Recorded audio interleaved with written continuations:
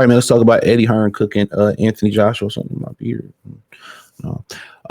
Cooking Dana White, and especially sauteing, air frying, deep frying, what they call it, tempura, uh, Eddie Hearn.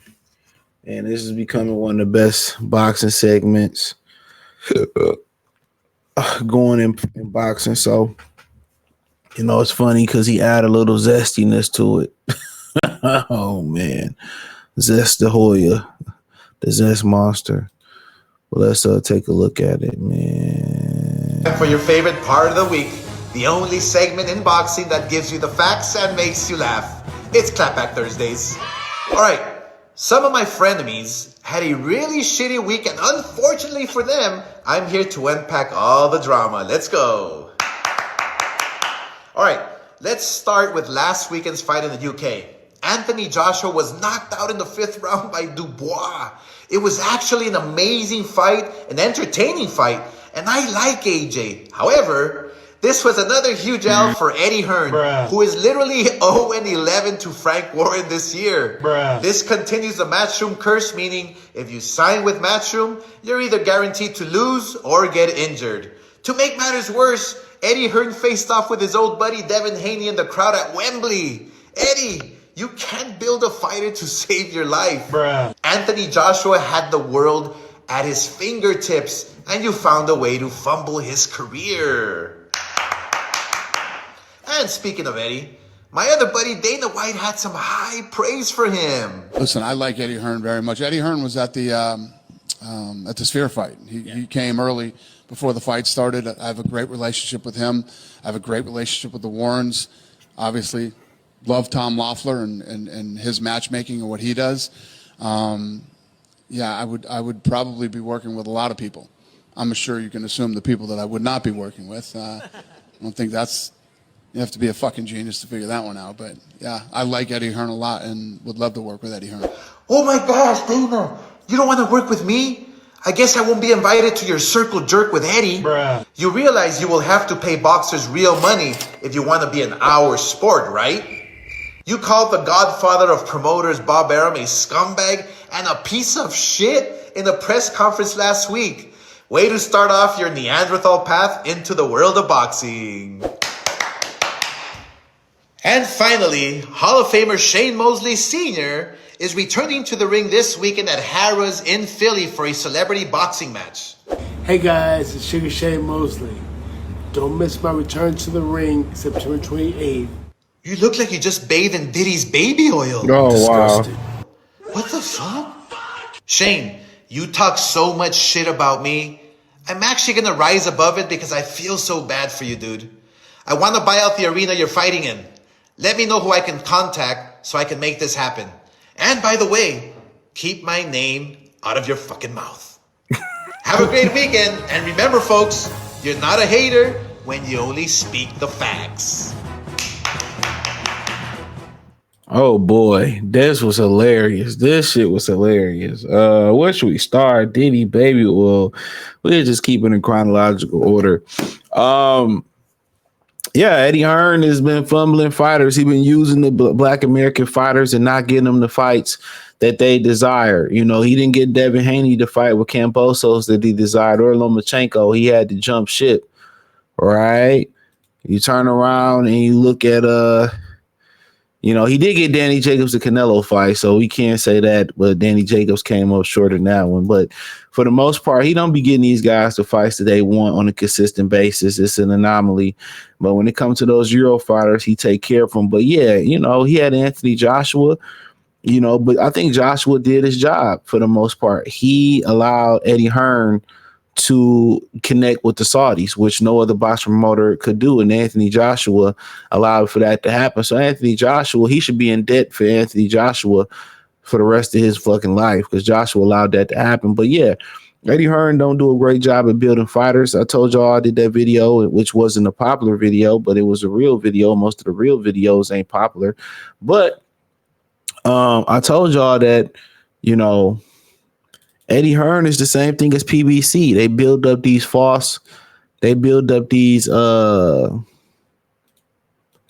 You know, they build up these false reputations, bro. They build up these false reputations, by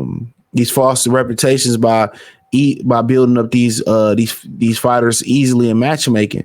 And then, you know, when they finally make it to the mountaintop, or they finally fight somebody that's not in the plans, or off beat or off key, then they lose. Like I say, ain't no different from, you know, him and Water ain't no different from each other. They always fight, set up fights and fights to make them look good. You know what I'm saying? You know, you know, you know, you know, real talk. I told y'all that. And y'all acting like it's a difference. Oh man, Water, you know, JJ do this and it ain't no difference. You know, it ain't no difference, bro. And that's what I kind of be trying to tell y'all. Y'all be getting caught up in the, you know, who the truth, the Jews or the Christians, or whatever Jay Electronica said. Like, it's the same shit. It's the same shit, bro. I keep telling y'all that, man. Al Heyman and Eddie Hearn, yeah, they doing the same thing, bro. They doing the same thing, bro. It's the same hustle. They building these fighters up just to get them to a big money fight and to cash out. They not building these fighters so they can be successful. Mark my words, they building these fighters up just to cash them out. Tank ain't gonna be no different, bro. You know, they ain't gonna be no different. And it's unfortunate Eddie Hearn can't build a fighter. He don't know what he doing. He's on all these different guys. He doing all this hustling. He doing all these shows. He ain't making no money for real, bro.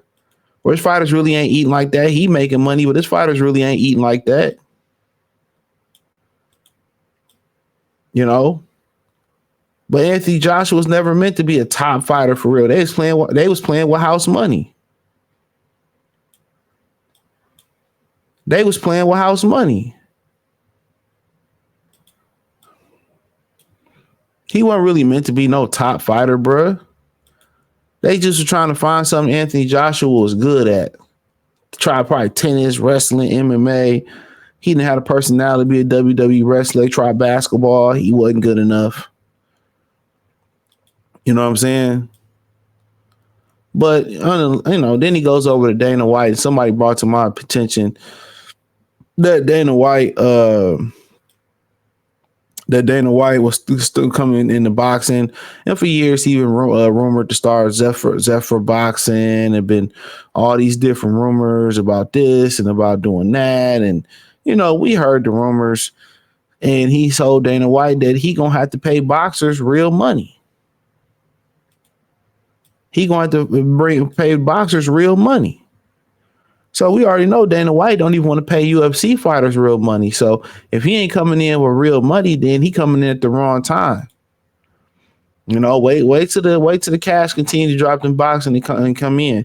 But a lot of people in boxing feel like they look forward to Dana White coming into the sport of boxing. You might ask, why is it important for Dana White to come into the sport of boxing to some people? Because they want him to clean it up and make these fighters fight. But a lot of times these fighters ain't gonna fight nobody.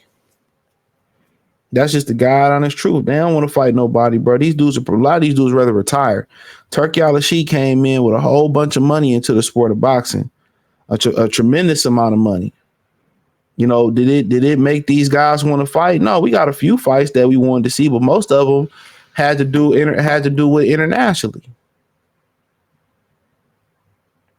Most of them had to do with international thing.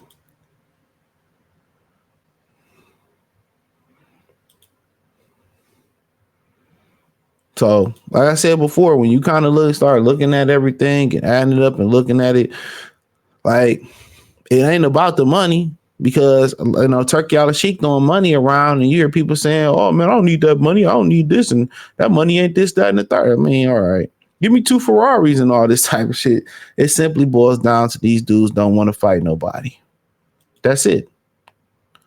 Then he cooked Shane Mosley Jr. And Shane was out here looking bad. Shane was out here looking, Shane was looking out here. I thought him and Shane was cool. Shane was a golden boy for a minute. Shane was out here buffooning and raccooning for Ryan Garcia. And then De La Hoya turned on Shane Mosley and talked about how Shane Mosley cheated versus him allegedly. He turned on Shane Mosley and Shane was out here buffooning and raccooning. Shane was out here buffooning and raccooning for the Mexicans. So I don't feel bad for Shane. Look at Shane. Looking like how many licks to get to inside of a Tootsie Pop head ass ninja, bro. Come on, man. We look like the nigga version of Mega Mind and shit, man. Get up out of here. So ain't no love for for dude buffooning and cooning, bro. Ain't no love for Shane. Celebrity boxing, these niggas on their knuckles, and all these fighters who ain't made half of what Shane made, and ain't gonna make half of what Shane made in his career. They ain't gonna make half of what Shane make in his career. They're going to end up just like Shane Mosley. They think that little money they got now about to last? Absolutely not. With inflation and all that stuff, I watched a little clip of, or seen a little title of Mark Cuban said eventually NBA players going to get $1 billion contracts. So that lets you know how crazy the inflation is going to be. $1 billion at some point is going to become the new million. If it ain't already become that. So all these fighters think the little money y'all getting now about to last. Oh, I'm gonna cook Shakur Stevenson too. Boy, I forgot about that. Let me see if I can squeeze him into the schedule. I'm about to cook his ass. I was gonna cook him live yesterday. I was gonna add that in.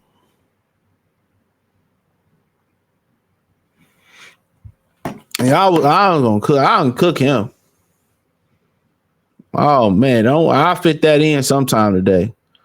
But yeah, I don't know why they just popped up in my head. I'm gonna cook his ass. Seen them comments he made. These niggas is bitter, bro. These some bitter ass, female ass ninjas, bro. But hey, thumbs up the video, share the video, subscribe to the channel. Next subscribe button is the bell icon button. Hit all notifications, increase your chance to get notifications. We go live and drop video. Financially, want to support the channel, Cash App, $ CJ Good 313, Venmo CJ Good 313, PayPal link description. Don't forget, check out the Patreon. That link's in the link tree. Follow me on X, Instagram, Spotify, Anchor, Cash App, Venmo, PayPal. All that's rolling across the screen or in the link tree. Check out my Detroit channel, Mercy Sports Talk. Check out the Free Game 89 channel. Appreciate the love and support. Peace.